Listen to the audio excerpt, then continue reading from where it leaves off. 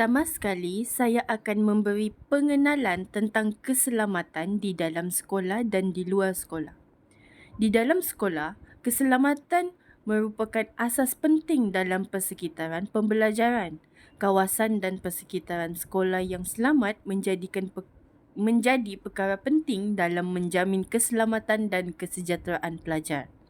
Selain keselamatan di dalam sekolah, bahkan di luar sekolah juga penting. Hal ini mungkin dipandang ringan oleh setengah pihak kerana mereka beranggapan hal di luar sekolah tersebut merupakan urusan ibu bapa. Sedangkan pihak sekolah juga perlu mengambil peranan mengawasi pelajar yang pulang dan datang ke sekolah. Terdapat beberapa cara-cara mengatasi. Antaranya ialah pihak sekolah mestilah menyediakan alat kawalan kebakaran di tempat-tempat yang strategik di kawasan sekolah supaya kebakaran dapat dielakkan daripada merebak ke bangunan yang lain. Dengan ini, sekolah akan menjadi tempat belajar yang selamat. Selain itu, pihak sekolah wajar meningkatkan kawalan keselamatan, contohnya seperti pondok sekuriti. Pondok sekuriti mestilah dibina untuk memastikan para pelajar dapat melaporkan sebarang kejadian yang tidak diingini kepada pihak yang bertugas. Dengan ini, kejadian seperti kes culik, kes ragut dapat diatasi sekaligus menjamin keselamatan anak-anak yang mahu memasuki pintu sekolah maupun semasa balik ke rumah. Seterusnya, pihak pentadbir sekolah juga haruslah menyediakan pelan kecemasan yang dapat digunakan pada saat sekolah ditimpa kecemasan. Oleh sebab itu, pelan tangga kecemasan mestilah ditampal di tempat yang senang dilihat. Hal ini dapat memastikan pelajar bersiap sedia menghadapi sebarang kemungkinan yang berlaku. Di samping itu, aktiviti yang boleh dijalankan untuk memastikan murid sentiasa peka dengan keselamatan diri mereka ialah memanggil pihak bomba untuk membuat latihan kebakaran. Hal ini bertujuan untuk memastikan murid dapat bersedia untuk menghadapi kemungkinan kebakaran yang berlaku di sekolah dan tahu cara mengendalikan sekiranya berlaku kebakaran di sekolah. Selain itu, pihak sekolah juga boleh menjemput pihak polis untuk memberikan ceramah tentang cara penjagaan keselamatan diri, sama ada di dalam ataupun di luar sekolah. Dengan ini, murid-murid akan lebih peka tentang keselamatan diri mereka, terutamanya tentang kes-kes penculikan yang sering terjadi sehingga ke hari ini.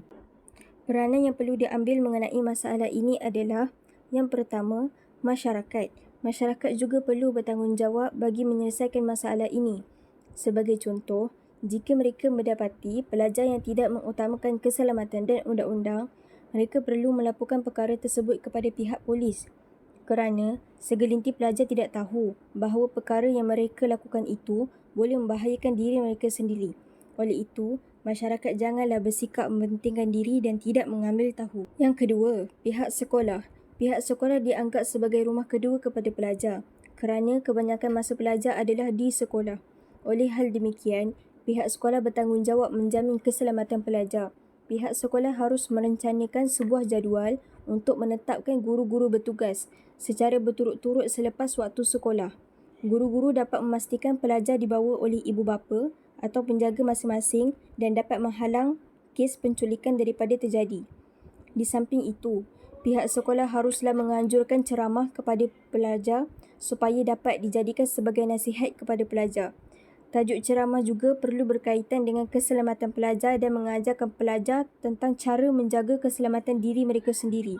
Sehubungan itu, pihak sekolah juga perlulah memantapkan undang-undang sekolah, iaitu melarang pelawat-pelawat daripada memasuki kawasan sekolah. Hal ini dapat mencegah daripada keselamatan pelajar daripada terancam. Yang ketiga pula, Menteri. Kementerian Pendidikan KPM perlu memastikan infrastruktur untuk kegunaan awam, khususnya murid dan pelajar dalam keadaan baik demi keselamatan mereka. Hal ini kerana supaya keselamatan mereka sentiasa terjamin dan dilindungi. Akhir sekali, demi menjamin keselamatan para pelajar pada masa ini, semua pihak mestilah berganding bahu untuk menjayakan matlamat ini.